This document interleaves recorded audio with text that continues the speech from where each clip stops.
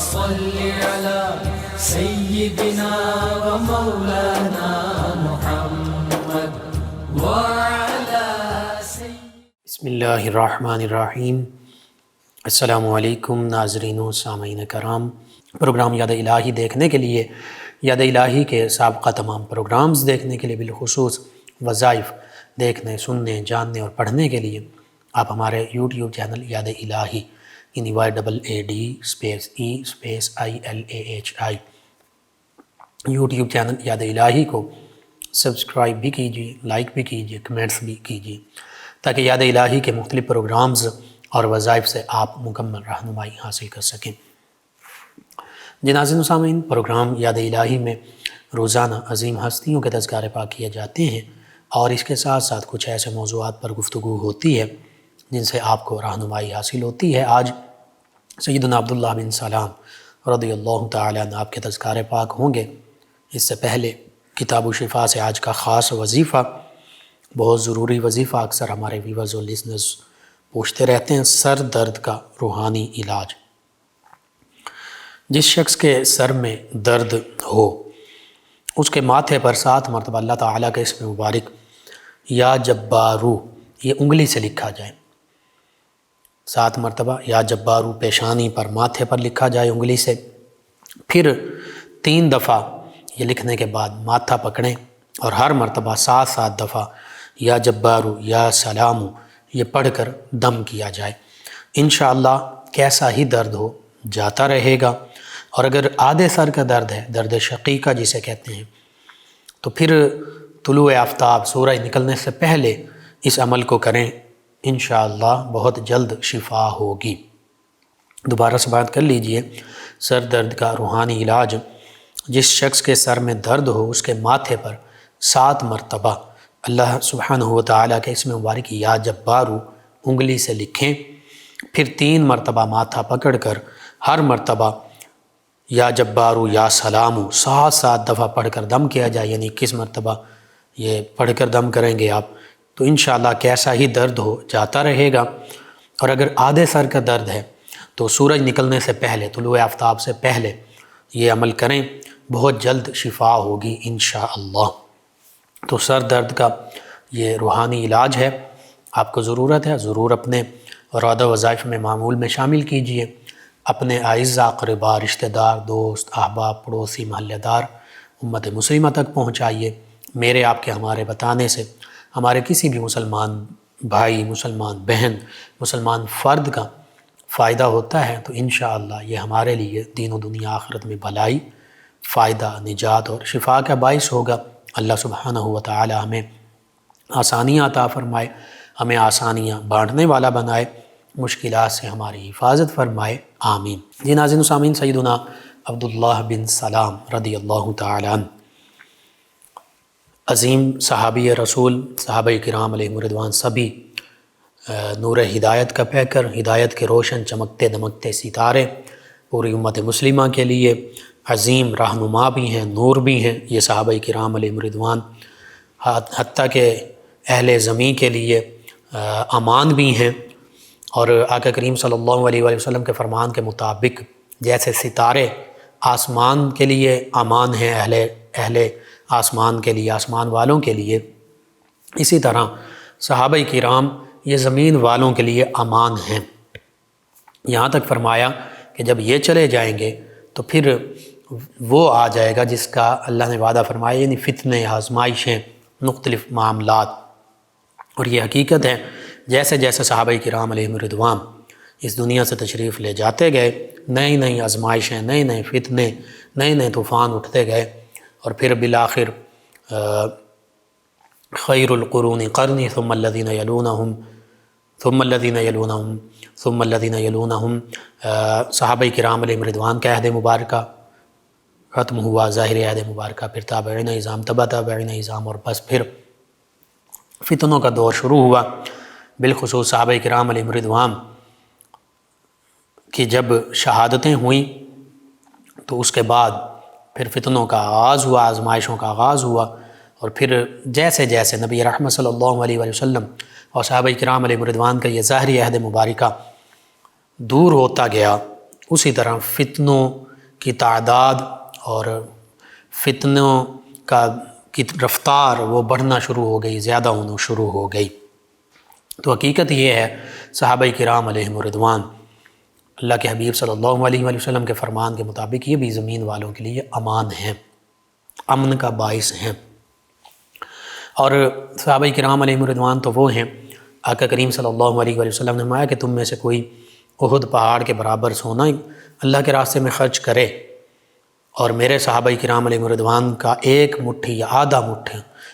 آدھی مٹھی جو اللہ کے راستے میں خرچ کرنا، کبھی وہ احد پہاڑ سونا تمہارا خرچ کرنا میرے صحابہ کے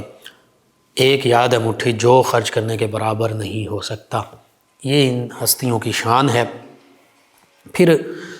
قرآن مجید فرقان حمید میں بعض مقامات پر کچھ ایسی آیات بینات ہیں جن میں اہل کتاب یا ان میں سے کچھ لوگوں کا ذکر موجود ہے۔ اللہ تعالیٰ نے ان کی شان اور ان کی فضیلت اور ان کی تعریف بیان فرمائی ہے، تو ان آیات سے ایسے صحابہ کرام علیہم الرضوان مراد ہیں جنہوں نے یہودیت یا نصرانیت کو چھوڑ کر اسلام قبول کیا، اور ان میں سے کئی آیات بینات وہ ہیں جو سیدنا عبداللہ بن سلام رضی اللہ عنہ آپ کی شان میں نازل ہوئی، کیونکہ آپ پہلے اہل کتاب میں سے تھے، یہودی تھے، پھر اسلام قبول کیا، تو اس وجہ سے آپ خود بھی فرماتے ہیں کہ یہ آیات بینات میری شان میں نازل ہوئیں۔ تو آپ وہ ہستی ہیں جن کی شان میں اللہ تعالیٰ نے قرآن مجید فرقان حمید نازل فرمایا، اگرچہ تمام صحابہ کرام علیہ الرضوان کی شانوں کا ذکر قرآن مجید فرقان حمید میں ہے۔ سیدنا ابوبکر صدیق رضی اللہ عنہ کا خاص ذکر موجود ہے، سیدنا عمر فاروق اعظم رضی اللہ عنہ کا خاص ذکر موجود ہے، سیدنا عثمان ذو النورین رضی اللہ عنہ کا خاص ذکر شان موجود ہے، سیدنا علی المرتضیٰ کرم اللہ وجہہ الکریم کا خاص ذکر اور شان موجود ہے۔ اسی طرح دیگر کئی صحابہ کرام علیہ الرضوان کی شانوں کا بیان، ان کا ذکر قرآن مجید فرقان حمید میں موجود ہے۔ وہیں سیدنا عبداللہ بن سلام رضی اللہ عنہ آپ کی خاص شان، خاص آپ کا ذکر، آپ کا بیان وہ قرآن مجید فرقان حمید میں موجود ہے۔ تو یوں اللہ رب العزت نے اپنے پیارے محبوب کریم صلی اللہ علیہ وآلہ وسلم کے وسیلے سے، تصدق سے انہیں بھی شانوں سے نوازا، اور یہ وہ ہستی ہیں کہ جو اگرچہ یہودی خاندان سے تعلق رکھتے تھے، آپ یہودی خاندان سے بھی تعلق رکھتے ہیں، یہودی عالم بھی تھے، تورات زبور انجیل کے عالم بھی تھے، آپ کے آباء و اجداد یہودی تھے،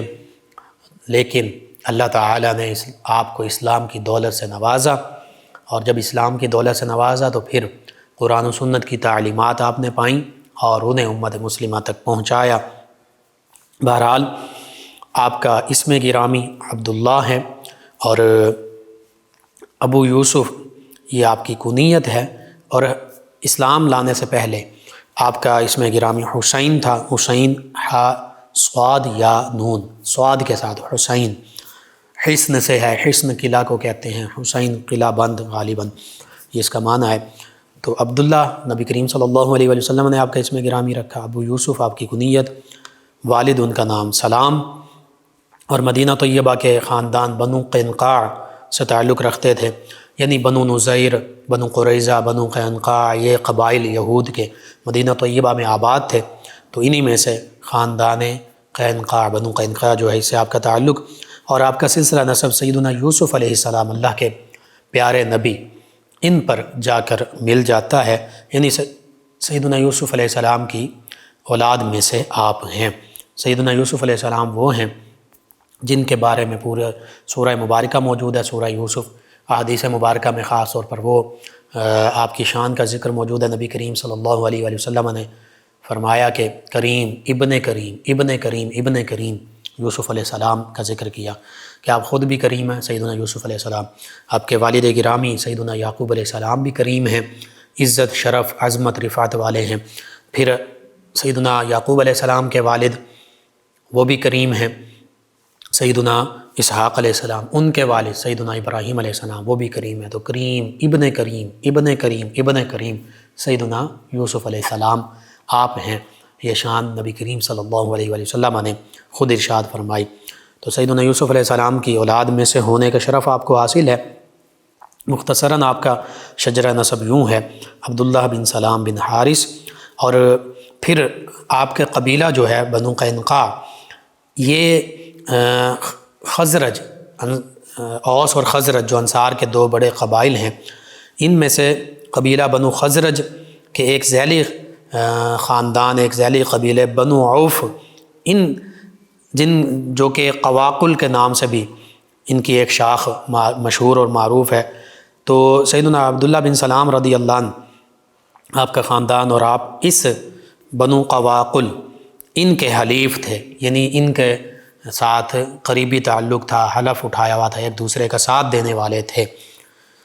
تو نبی رحمت صلی اللہ علیہ وآلہ وسلم کے مدینہ طیبہ تشریف لانے سے پہلے یہ اپنے پہلے نام حسین اس کے ساتھ معروف تھے، مشہور تھے، لیکن جب نبی کریم صلی اللہ علیہ وآلہ وسلم کی بارگاہ میں حاضر ہوئے، ایمان کا شرف پایا، تو پھر آقا کریم صلی اللہ علیہ وآلہ وسلم نے ان کا اسم گرامی عبداللہ رکھا۔ اب ان کے اسلام لانے کا واقعہ بہت تفصیل کے ساتھ موجود ہے، مختصراً اس حوالے سے، اور صحابہ کرام علیہم رضوان کی عظمت، رفعت اور شان ہے کہ نبی رحمت صلی اللہ علیہ وآلہ وسلم اکثر صحابہ کرام اور صحابیات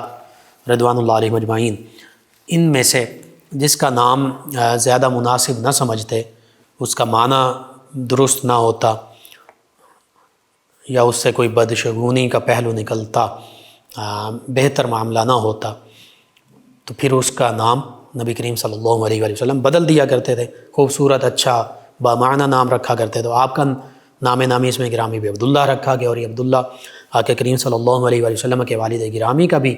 اس میں گرامی ہے، اور پھر نبی کریم صلی اللہ علیہ وآلہ وسلم کو اس وجہ سے بھی پسند ہے، اور پھر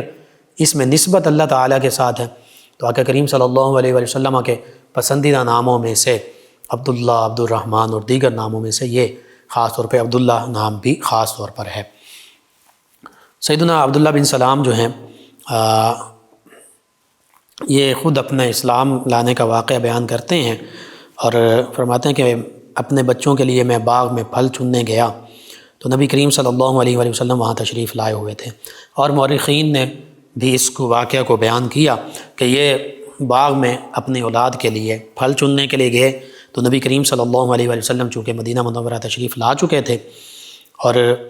مالک بن نجار، بنو نجار کا جو محلہ تھا، اس میں آقا کریم صلی اللہ علیہ وآلہ وسلم تشریف فرما تھے۔ سیدنا عبداللہ بن سلام رضی اللہ عنہ، آپ کو پتہ چلا کہ نبی کریم صلی اللہ علیہ وآلہ وسلم بنو نجار کے ہاں تشریف فرما ہیں، تو آپ پھل لے کر آقا کریم صلی اللہ علیہ وآلہ وسلم کی خدمت میں حاضر ہوئے، نبی کریم صلی اللہ علیہ وآلہ وسلم کی زیارت سے مشرف ہوئے، لیکن ابھی اسلام قبول نہیں کیا، واپس آ گئے، اور پھر نبی کریم صلی اللہ علیہ وآلہ وسلم سیدنا ابو ایوب انصاری رضی اللہ عنہ ان کے گھر میں قیام پذیر ہوئے، تو اس موقع پر سیدنا عبداللہ بن سلام رضی اللہ عنہ دوبارہ نبی کریم صلی اللہ علیہ وآلہ وسلم کی خدمت اقدس میں حاضر ہوئے، اور آ کر یہ عرض کیا، چونکہ یہ تورات، زبور، انجیل کے عالم تھے، یہود کے بہت بڑے عالم کہلائے جاتے تھے، اور انہوں نے تورات، زبور، انجیل میں اولڈ ٹیسٹامنٹ جو ہے یا نیو ٹیسٹامنٹ جس کو کہہ دیں، انجیل کو جو کہتے ہیں، بائبل کہہ لیں جسے آج بائبل کہا جاتا ہے، تو ان تمام کتب کے آپ عالم تھے، جانتے تھے، اور ان کتب میں آخری نبی صلی اللہ علیہ وآلہ وسلم، ہمارے آقا و مولا صلی اللہ علیہ وآلہ وسلم کی جو نشانیاں ہیں وہ پڑھ رکھی تھیں، تو انہوں نے اسی کے مطابق آ کر نبی کریم صلی اللہ علیہ وآلہ وسلم کے بارے میں جب انہیں پتہ چلا کہ اللہ کے رسول ہیں، تو پھر نبی کریم صلی اللہ علیہ وآلہ وسلم کی بارگاہ میں حاضر ہوئے، عرض کیا کہ میں آپ سے 3 سوال کرنا چاہتا ہوں، 3 باتیں دریافت کرنا چاہتا ہوں جو انبیاء کرام علیہ السلام کے سوا کسی کو معلوم نہیں ہوتی۔ تو نبی کریم صلی اللہ علیہ وآلہ وسلم نے ان کے تینوں سوالات کے جوابات جو ہیں وہ ارشاد فرمائے۔ جب انہوں نے وہ تینوں سوالوں کے جواب پا لیے تو فوراً پکار اٹھے، اشہد ان لا الہ الا اللہ واشہد انک رسول اللہ، کہ میں اس بات کی گواہی دیتا ہوں کہ بے شک اللہ کے سوا کوئی عبادت کے لائق نہیں ہے، وہی معبود ہے، اور میں اس بات کی بھی گواہی دیتا ہوں کہ آپ اللہ کے سچے نبی، سچے رسول ہیں، آخری نبی، آخری رسول ہیں، یعنی توحید و رسالت کی گواہی دی، اور اسلام کے دامن سے وابستہ ہو گئے، اسلام کی دولت پا لی، اسلام سے مشرف ہوئے، اور پھر جب یہ واقعہ پیش آیا، اسلام قبول کیا، تو پھر نبی کریم صلی اللہ علیہ وسلم کی بارگاہ میں عرض کیا کہ یا رسول اللہ صلی اللہ علیہ وسلم، یہودی جو ہیں یہ افتراء یعنی جھوٹ بولنے والے اور بہتان تراشی کرنے والے یہ لوگ ہیں، الزام تراشی کرنے والے یہ لوگ ہیں، اور بعض اوقات یہ سازشیں بھی کرتے ہیں۔ تو عرض کیا کہ یا رسول اللہ صلی اللہ علیہ وسلم، میں عالم بن عالم اور رئیس بن رئیس ہوں، یعنی میں بھی عالم ہوں، تورات زبور انجیل کا، میرے والد بھی تورات زبور انجیل کے عالم تھے، اور میں بھی رئیس ہوں، سردار ہوں اپنے قبیلے کا، میرے والد بھی سردار تھے۔ تو آپ ان یہود کو بلا کر میری نسبت سے پوچھئے، دریافت کیجئے، لیکن میرے مسلمان ہونے کی انہیں خبر نہ دیجیے گا، انہیں نہ بتائیے گا۔ نبی کریم صلی اللہ علیہ وسلم نے مدینہ طیبہ کے یہود کو طلب فرمایا، بلایا، اور انہیں اسلام کی دعوت دی۔ اسلام کی دعوت انہوں نے قبول نہ کی۔ ساتھ ہی آقا کریم صلی اللہ علیہ وسلم نے ان سے پوچھا کہ عبداللہ بن سلام کون ہیں؟ تو وہ بولے، یہودی بولے اب، کہ وہ ہمارے سردار ہیں اور ہمارے سردار کے بیٹے ہیں اور عالم ہیں وہ۔ تو نبی کریم صلی اللہ علیہ وسلم نے فرمایا کہ کیا وہ مسلمان ہو سکتے ہیں؟ تو یہودیوں نے کہا نہیں، وہ کبھی بھی مسلمان نہیں ہو سکتے۔ جب یہودیوں نے اس بات کا اقرار کر لیا کہ وہ عالم بھی ہیں، وہ ہمارے سردار بھی ہیں، اور ساتھ ہی یہ کہا کہ وہ تو مسلمان نہیں ہو سکتے کبھی بھی، تو اس موقع پر سیدنا عبداللہ بن سلام رضی اللہ عنہ، جو ایک کونے میں سائیڈ پر چھپے ہوئے تھے اور ساری باتیں سن رہے تھے، وہ سامنے آئے۔ نبی کریم صلی اللہ علیہ وسلم نے انہیں آواز دی، وہ حاضر ہوئے۔ جب وہ سامنے آئے تو یہودیوں کے سامنے کلمہ توحید و رسالت پڑھتے ہوئے آئے، یعنی اللہ کی وحدانیت اور نبی کریم صلی اللہ علیہ وسلم کی سچی نبوت اور رسالت کی گواہی دیتے ہوئے باہر آئے، سامنے آئے، اور یہودیوں سے وہ کہنے لگے کہ اللہ سے ڈرو، تمہیں خوب معلوم ہے، یعنی تم میں بھی جانتے ہو، تورات زبور انجیل میں موجود ہے کہ آخری نبی محمد صلی اللہ علیہ وسلم ہوں گے، جو مکۃ المکرمہ میں جن کی ولادت بسعادت ہوگی، جو مدینہ طیبہ ہجرت کر کے آئیں گے، تو یہی آخری نبی ہیں، اللہ کے پیارے حبیب صلی اللہ علیہ وسلم، اللہ کے آخری نبی، آخری رسول یہی ہیں۔ تو اب اللہ سے ڈرو، اور تمہیں معلوم بھی اچھی طرح، تم جانتے کہ یہی اللہ کے سچے رسول ہیں، اور ان کا دین حق ہے، اسلام حق ہے، سچ ہے، تو پھر تمہیں چاہیے کہ تم ان پر ایمان لے آؤ۔ لیکن وہ یہودی نبی کریم صلی اللہ علیہ وسلم پر ایمان نہ لائے، بلکہ یہودی جو ہیں وہ خفت انہیں اٹھانی پڑی، شرمندگی تو اٹھانی پڑی، کہ وہ کہتے تھے کہ عبداللہ بن سلام رضی اللہ عنہ یہ کبھی مسلمان نہیں ہوں گے، عالم بھی ہیں، رئیس بھی ہیں، سردار بھی ہیں۔ تو اس حوالے سے تو انہیں بڑی شرمندگی اٹھانا پڑی کہ یہ تو مسلمان ہو گئے۔ تو اب اس وجہ سے کہ یہ اسلام لے آئے ہیں، اور ہمارے بارے میں بھی یہ بتا رہے ہیں کہ تورات زبور انجیل کے حوالے سے ہم بھی جانتے ہیں کہ اللہ کے نبی محمد صلی اللہ علیہ وسلم آخری نبی، آخری رسول، سچے نبی، سچے رسول ہیں، تو اب صرف تعصب، ہٹ دھرمی اور ضد کی بنا پر اسلام قبول نہیں کیا، اور سیدنا عبداللہ بن سلام رضی اللہ عنہ چونکہ اسلام قبول کر چکے تھے، تو اپنی پہلی بات سے بھی پھر گئے کہ یہ سچے ہیں، یہ عالم ہیں، یہ رئیس ہیں، ہمارے سردار ہیں۔ تو کیا اب بغض میں، تعصب میں کیا کہنے لگے، غصے میں آ کر مشتعل ہو کر کہنے لگے سیدنا عبداللہ بن سلام رضی اللہ عنہ سے کہ تم تو جھوٹے ہو، اور تم ہماری جماعت کے بدترین شخص ہو، اور تمہارا باپ بھی بدتر تھا۔ تو سیدنا عبداللہ رضی اللہ عنہ نے نبی کریم صلی اللہ علیہ وسلم کی بارگاہ میں عرض کیا، یا رسول اللہ صلی اللہ علیہ وسلم، دیکھیے میں نے آپ سے عرض کیا تھا نا کہ مجھے اسی بات کا خوف تھا کہ جب آپ میرے بارے میں ان سے دریافت کریں گے اور میرے اسلام کا ان کو پتہ چلے گا تو یہ میری مخالفت کریں گے۔ ویسے یہ جانتے ہیں، آپ کے بارے میں بھی جانتے ہیں کہ آپ حق اور سچ پر ہیں، آپ اللہ کے آخری نبی، آخری رسول ہیں، سچے نبی، سچے رسول ہیں، یہ سب جانتے ہیں، تورات زبور انجیل میں پڑھ رکھا ہے، آپ کی نشانیاں بھی انہیں معلوم ہیں، لیکن تعصب کی وجہ سے یہ آپ پر بھی ایمان نہیں لائیں گے، اور میرے اسلام لانے کے کبھی انہیں بہت تکلیف ہوگی کہ پہلے کہہ رہے ہیں کہ وہ سچا ہے، وہ عالم ہے، وہ سب جانتا ہے، وہ ہمارا سردار بھی ہے، لیکن اب اس سے بالکل انکار کرنے والے ہو گئے، صرف اور صرف تعصب کی بنا پر کہ میں نے اسلام کو کیوں قبول کر لیا اور سچے دین کو کیوں اختیار کر لیا۔ تو یوں سیدنا عبداللہ بن سلام رضی اللہ تعالی عنہ آپ نے اپنے اسلام کا اظہار ایسے انداز سے کیا، اور یہود جو ہیں ان کی حقیقت جو ہے وہ بے نقاب کر دی کہ یہ افطرا پرداز ہیں، یہ سازشیں کرنے والے ہیں، یہ جھوٹے ہیں، یہ منافقت کرتے ہیں، یہ اسلام اور مسلمانوں کے خلاف ہمیشہ کوئی نہ کوئی جال بنتے رہتے ہیں ان کے نقصان کے لیے۔ تو سیدنا عبداللہ بن سلام رضی اللہ عنہ سے بڑھ کر یہود کو جاننے والا کون ہو سکتا تھا کہ آپ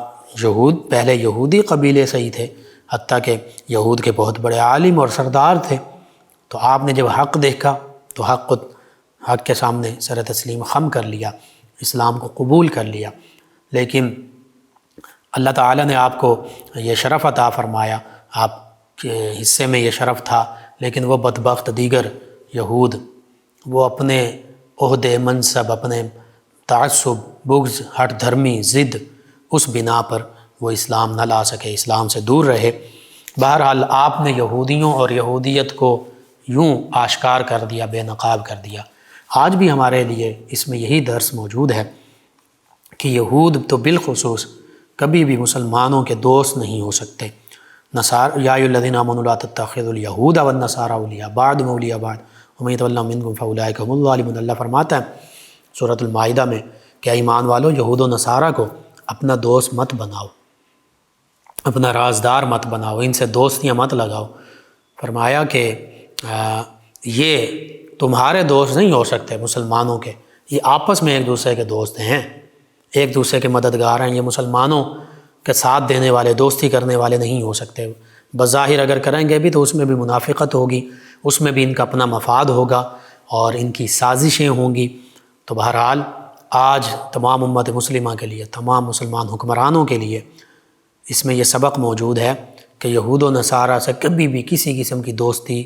نہ کریں۔ دوستی سے یہاں پہ مراد یہ کہ اپنے راز انہیں نہ پہنچائیں اور ان کو اپنا خیر خواہ نہ سمجھیں۔ باقی اسلامی ممالک ایک برابری کی بنیاد پر جو اس گلوبل ولیج میں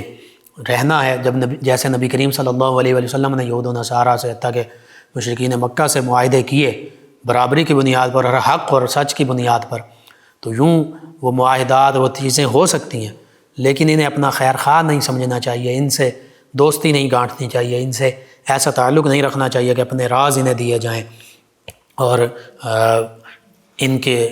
سمجھ لیجئے کہ گود میں بیٹھا جائے۔ ایسا کام آج امت مسلمہ کو، مسلمان حکمرانوں کو نہیں کرنا چاہیے۔ یہی قرآن و حدیث، حتیٰ کہ سیدنا عبداللہ بن سلام رضی اللہ عنہ کا یہ عمل مبارک جو ہمیں بتا رہا ہے۔ اور قرآن پاک میں تو یہ بھی فرمایا گیا کہ لَتَجِدَنَّ أَشَدَّ النَّاسِ عَدَاوَةً لِلَّذِينَ آمَنُوا الْيَهُودُ وَالَّذِينَ أَشْرَكُوا، کہ تم لوگوں میں سے یہود کو اور مشرکین، بتوں کی پوجا کرنے والوں کو، ان دو لوگوں کو، دو قوموں کو، مسلمانوں کا شدید ترین، سخت ترین دشمن پاؤ گے، یہود و ہنود۔ اس موقع پر بھی مشرکین مکہ، بتوں کی پوجا کرنے والے مکہ کے مشرکین اور یہودی، یہ دو سخت دشمن تھے۔ آج بھی، اور یہ ہسٹری رہی، اگرچہ نصارہ کے حوالے سے بھی یہ ملتا ہے کہ ان سے بھی دوستی نہ لگاؤ، صلیبی جنگیں اور سارے معاملات، لیکن بالخصوص یہود و ہنود یہ تو مسلمانوں کے سخت دشمن ہیں۔ آج دیکھ لیجئے فلسطین، کشمیر، دیگر مسلمان دنیا کے معاملات، یہودی لابی ہر جگہ پر، یہودی میڈیا، یہودی لابی ہر جگہ پر معیشت پر قابض ہیں، میڈیا پر قابض ہیں۔ نیو ورلڈ آرڈر اور یہودی پروٹوکولز، آپ اس پہ ریسرچ کر لیجئے، یہودیوں کا جو نیو ورلڈ آرڈر ہے، جو ان کے پروٹوکولز ہیں، فری میسنری، ان کی جو تنظیمیں ہیں، یہ سارا آپ گوگل پہ بھی ریسرچ کیجیے، اس کے علاوہ بکس پڑھیے، مسلمان جو علماء، اسکالرز، دانشور، صحافیوں نے لکھی وہ پڑھیے، آپ تاریخ کو کھنگالیے تو پتہ چلے گا کہ حقیقت میں یہودی اور مشرکین، بتوں کی پوجا کرنے والے مسلمانوں کے ہر دور میں سب سے زیادہ سخت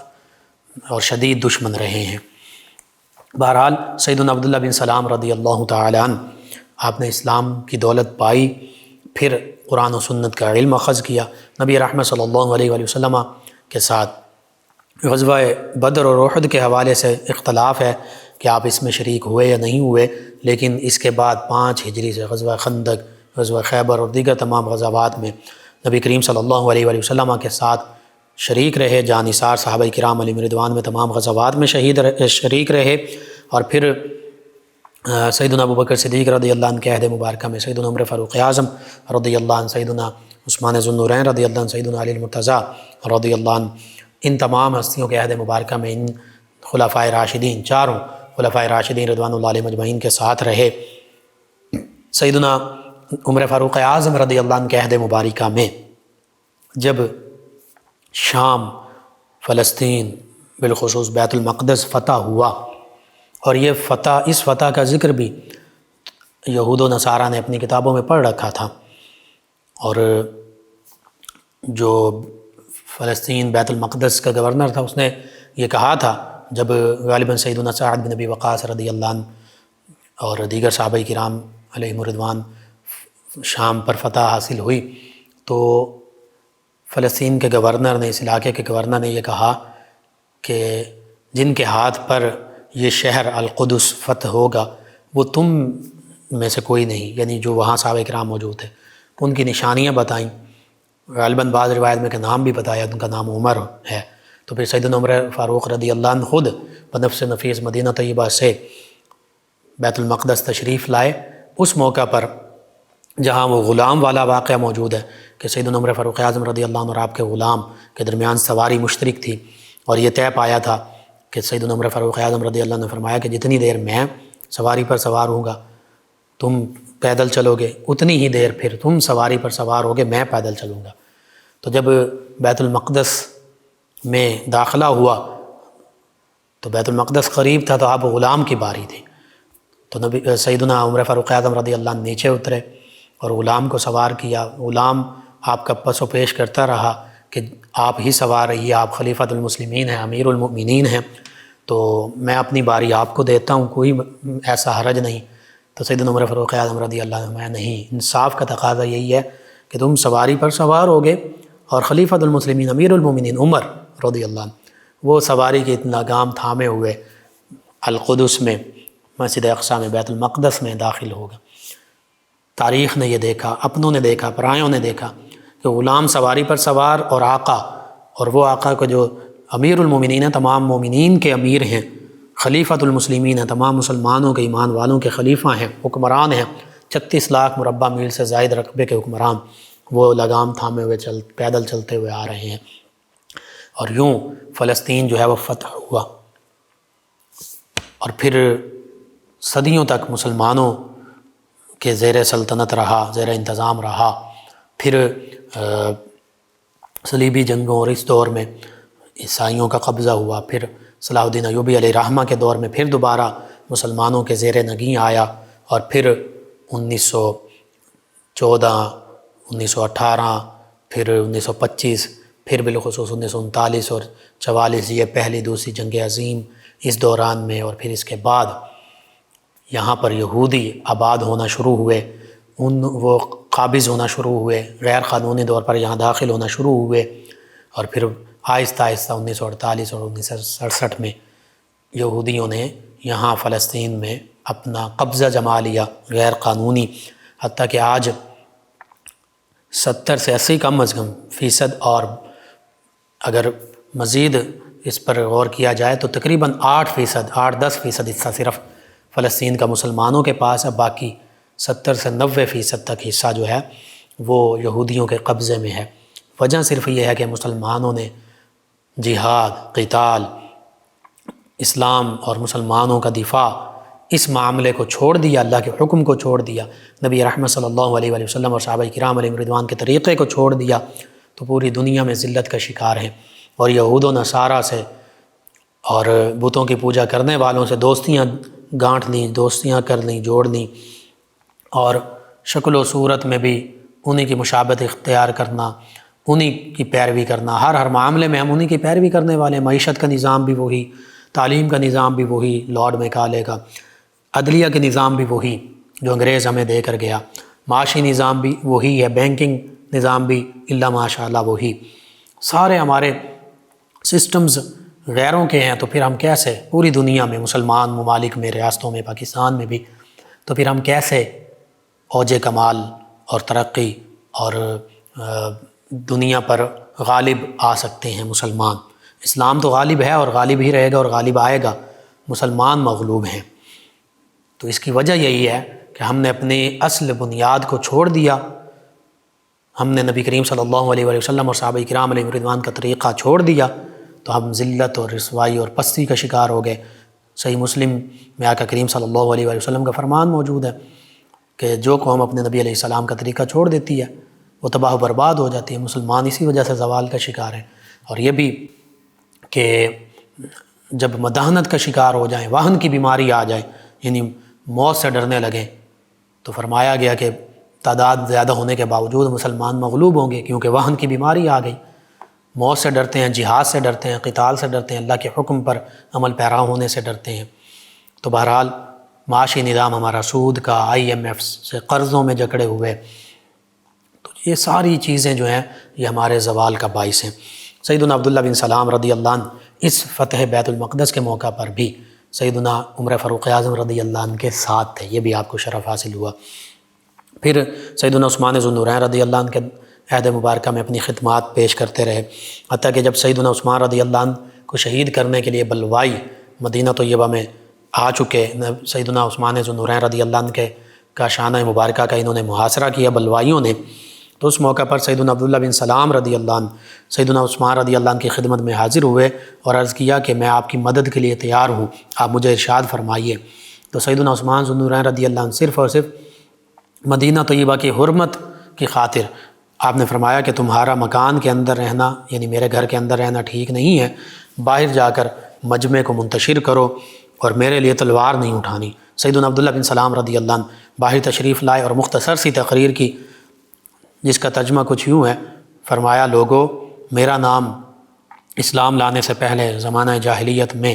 فلاں تھا، یعنی حسین، ہا صاد یا نون۔ نبی کریم صلی اللہ علیہ وآلہ وسلم نے میرا نام عبداللہ رکھا اور میرے متعلق قرآن مجید فرقان حمید میں کئی آیات مبارکہ نازل ہوئیں، وشاہد شاہد من بنی اسرائیل، اسی طرح قل کفی باللہ شہیدا بینی وبینکم ومن عندہ علم الکتاب، فرماتے ہیں کہ یہ میری شان میں ہی آیتیں نازل ہوئی ہیں، میں ہی بنی اسرائیل میں سے بھی ہوں اور مجھے کتاب کا علم، یعنی پہلی جو کتاب ہے ان کا علم بھی ہے، اور اللہ کے نبی صلی اللہ علیہ وآلہ وسلم کے تصدق سے قرآن کا علم بھی ہے۔ اور فرماتے ہیں کہ خدا کی تلوار اب تک نیام میں ہے، اور فرشتوں نے تمہارے شہر کو جو رسول اللہ صلی اللہ علیہ وسلم کا دار الہجرت ہے مدینہ طیبہ، اپنا نشیمن بنا لیا ہے۔ پس خدا سے ڈرو، اللہ سے ڈرو، اور سیدنا عثمان رضی اللہ عنہ کو شہید نہ کرو۔ اللہ کی قسم اگر تم نے ان کو شہید کیا، ان کے شہید کرنے پر کمر بستہ ہوئے، تو تمہارے ہمسایہ فرشتے مدینہ طیبہ چھوڑ دیں گے اور اللہ کی وہ تلوار نکل پڑے گی جو اس وقت تک نیام میں ہے اور پھر قیامت تک نیام میں واپس نہیں جائے گی۔ یعنی پھر یہ قتل و غارت غلئی اور جنگیں اور آپس میں مسلمانوں کی لڑائی جھگڑے اور یہ معاملات چلتے رہیں گے، لیکن ان بلوائیوں پر، ان سنگ دلوں پر آپ رضی اللہ عنہ کی اس پرزور تقریر کا کچھ اثر نہ ہوا، بلکہ وہ اپنی شقاوت اور بدبختی میں مزید بڑھ گئے اور بولے کہ اس یہودی اور عثمان رضی اللہ عنہ دونوں کو شہید کر ڈالو، قتل کر ڈالو۔ معاذ اللہ ثم معاذ اللہ، سیدنا عبداللہ بن سلام رضی اللہ عنہ کو یہودی بول رہے ہیں، جو اگرچہ پہلے یہودی تھے لیکن اب اسلام لا چکے اور اسلام کے بہت بڑے عالم بنے، فقیہ بنے، محدث بنے۔ تو یوں یہ بلوائیوں کا انداز تھا، صحابہ کرام علیہم رضوان کو یوں وہ مخاطب کر رہے ہیں، اور وہ تو شہید کرنے پر کمر بستہ ہیں۔ بہرحال آپ نے اس موقع پر بھی اپنی خدمات پیش کی۔ پھر سیدنا علی المرتضیٰ کرم اللہ وجہ کریم کبھی ساتھ رہے، حتیٰ کہ جب سیدنا علی المرتضیٰ کرم اللہ وجہ کریم مدینہ طیبہ سے دارالخلافہ کوفہ کی جانب منتقل کیا، تو آپ سیدنا عبداللہ بن سلام رضی اللہ عنہ سیدنا علی المرتضیٰ کرم اللہ وجہ کریم کے پاس حاضر ہوئے اور کہا کہ نبی کریم صلی اللہ علیہ وآلہ وسلم کا منبر مبارک نہ چھوڑیے، ورنہ پھر اس کی زیارت نہیں کر سکیں گے۔ لوگوں نے سیدنا علی المرتضیٰ کرم اللہ وجہ کریم کو جب اس کی خبر دی، آپ نے یہ کہا، تو سیدنا علی المرتضیٰ کرم اللہ وجہ کریم نے آپ کی تعریف کی کہ وہ اللہ کے نیک بندے ہیں، اور آپ کا یہ کہنا بھی صحیح تھا، اور سیدنا علی المرتضیٰ کرم اللہ وجہ کریم کا کوفہ کو منتقل ہونا وہ بھی ایک بہتر فیصلہ تھا، وہ بھی حرمت مدینہ طیبہ کی خاطر انہوں نے بھی مدینہ طیبہ کو چھوڑ کر کوفہ کو دارالخلافہ منتخب کیا تھا کہ یہاں مدینہ طیبہ کی حرمت پامال نہ ہو۔ یہ صحابہ کرام خلفائے راشدین رضوان اللہ علیہم اجمعین کی شان ہے، نبی رحمت صلی اللہ علیہ وسلم سے محبت کا انداز ہے۔ بہرحال سیدنا عبداللہ بن سلام رضی اللہ عنہ آپ سے اکثر صحابہ کرام اور تابعین وہ حدیث مبارکہ سماعت کیا کرتے، آپ سیدنا ابو ہریرہ رضی اللہ عنہ سے حدیث مبارکہ سماعت کیا کرتے تھے۔ اس کے باوجود حدیث مبارکہ روایت کرنے میں محتاط تھے۔ 25 حدیث مبارکہ آپ سے مروی ہیں جو صحابہ کرام بالخصوص تابعین اعظام اور آپ کے صاحبزادے اور آپ کے پوتوں نے آپ سے روایت کی۔ بالآخر آپ کا وصال، حتیٰ کہ معاذ بن جبل رضی اللہ عنہ کا جب وصال ہوا تو انہوں نے قرآن حدیث فقہ کے حوالے سے جن 4 لوگوں کا نام گنوایا کہ ان سے تم علم حاصل کرنا قرآن و حدیث کا، تو ان میں سیدنا عبداللہ بن سلام رضی اللہ عنہ کا نام بھی انہوں نے لیا۔ بہرحال 43 ہجری میں آپ کی ولادت آپ کا وصال ہوا اور مدینہ طیبہ میں جنت البقیع میں آپ کی تدفین ہوئی۔ اللہ سبحانہ وتعالی سے دعا اللہ تعالی ہمیں آپ کے تمام صحابہ کرام اہل بیت کرام نبی رحمت صلی اللہ علیہ وآلہ وسلم کے نقش قدم پر چلنے والا بنائے، آپ کے تصدق سے ان تمام ہستیوں کے تصدق سے عالم اسلام کو سربلندیاں عطا فرمائے، آمین۔ اللہم صل علی